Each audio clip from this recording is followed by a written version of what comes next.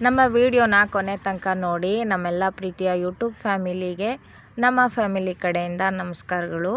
ನನ್ನ ವಿಡಿಯೋ ಇಷ್ಟ ಆಯಿತು ಅಂತ ಹೇಳಿದರೆ ದಯವಿಟ್ಟು ಬಡವ್ರ ಮಕ್ಕಳು ಬೆಳಿಬೇಕು ಅಂತ ಇದ್ದರೆ ದಯವಿಟ್ಟು ನಮ್ಮ ಯೂಟ್ಯೂಬ್ ಚಾನಲ್ನ ಸಬ್ಸ್ಕ್ರೈಬ್ ಮಾಡಿಕೊಂಡು ಸಪೋರ್ಟ್ ಮಾಡಿ. ನಮ್ಮ ಚಿಕ್ಕಮಂಗ್ಳೂರಿನಲ್ಲಿ ಬುಧವಾರ ಆದರೆ ಸಂತೆ ಇರುತ್ತೆ. ಹಾಗೆ ಕೆಲಸ ಮಾಡೋಂಥ ಎಲ್ಲರಿಗೂ ಬುಧವಾರನೇ ಪೇಮೆಂಟ್ ಆಗುತ್ತೆ. ಹಾಗಾಗಿ ನಮ್ಮ ಮನೆಯವರು ಸಂತೆಗೆ ಹೊರಟಿದ್ರು.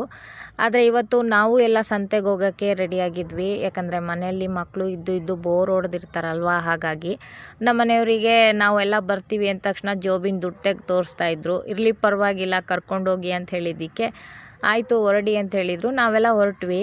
ಆದರೆ ನನ್ನ ಮಗ ಬೈಕಲ್ಲಿ ಹೋಗೋಣ ಅಂತ ಹಠ ಮಾಡ್ತಾಯಿದ್ದ. ಬೈಕಲ್ಲಿ ಇಷ್ಟು ಜನ ಹೋಗೋಕ್ಕಾಗಲ್ಲ ಅಂಥೇಳಿ ನಾವು ಮೇನ್ ರೋಡಿಗೆ ಬಂದ್ವಿ.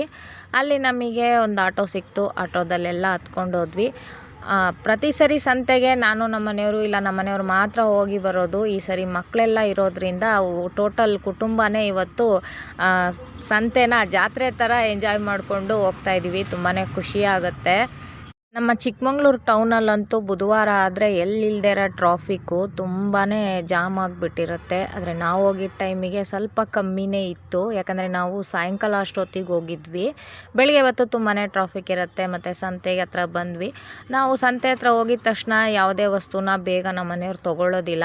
ಫಸ್ಟು ಒಂದು ರೌಂಡ್ ಸುತ್ತಿಸ್ತಾರೆ, ಎಲ್ಲಿ ತರಕಾರಿ ಯಾವ ರೇಟ್ ಇದೆ ಅಂತ ಹೇಳಿಬಿಟ್ಟು. ಯಾಕಂತ ಹೇಳಿದರೆ ಬಜೆಟಿಗೆ ತಕ್ಕಂತೆ ನಾವು ಕೂಡ ಸಂತೆ ಮಾಡಬೇಕಲ್ವ. ಹಾಗಾಗಿ ಆಮೇಲೆ ಎಲ್ಲಿ ಕಮ್ಮಿ ಇರುತ್ತೋ ಅಲ್ಲಿ ತರಕಾರಿಗಳನ್ನ ತೊಗೊಳ್ತೀವಿ. ನನ್ನ ಮಗ ಆಟ ಸಾಮಾನಿಗೆ ತುಂಬಾ ಆಸೆ ಪಟ್ಟು ಕೇಳ್ತಾ ಇದ್ದ. ಅವ್ನು ಬರ್ಬೇಕಾದ್ರೆ ಶೂ ತೊಗೊಳಕ್ಕೆ ಬರ್ತೀನಿ ಅಂತ ಹೇಳಿ ಬಂದವನು ಆಟ ಸಾಮಾನು ನೋಡಿಬಿಟ್ಟು ಅದನ್ನೇ ಕೊಡಿಸಿ ಅಂತ ಕೇಳ್ದ. ಕೊಡಿಸ್ಕೊಂಡು ನಾವೆಲ್ಲ ಮತ್ತೆ ಮನೆ ಕಡೆ ಬಂದ್ವಿ. ಬರ್ತಾ ನನ್ನ ಮಗ ಫುಲ್ಲು ಆಟೋದಲ್ಲಿ ನಿದ್ದೆ. ನೀವು ಕೂಡ ಎಲ್ಲಾದರೂ ಹೋದರೆ ಇದೇ ಥರ ನಿದ್ದೆ ಮಾಡ್ತೀರಾ ಅಂತ ಹೇಳಿದರೆ ಎಸ್ ಅಂತ ಕಮೆಂಟ್ ಮಾಡಿ. ಹಾಗೆ ನನ್ನ ಫೇಸ್ಬುಕ್ ಮತ್ತು ಇನ್ಸ್ಟಾಗ್ರಾಮ್ ಫ್ಯಾಮಿಲಿಯವರು ನನ್ನ ಯೂಟ್ಯೂಬ್ ಚಾನಲ್ನ ಸಬ್ಸ್ಕ್ರೈಬ್ ಮಾಡ್ಕೊಂಡಿದ್ದೀರಾ ಅಂತ ಹೇಳಿದರೆ ಎಸ್ ಅಂತ ಹೇಳಿಬಿಟ್ಟು ಕಮೆಂಟ್ ಮಾಡಿ. ವಿಡಿಯೋ ಇಷ್ಟ ಆದರೆ ಲೈಕ್ ಮಾಡಿ.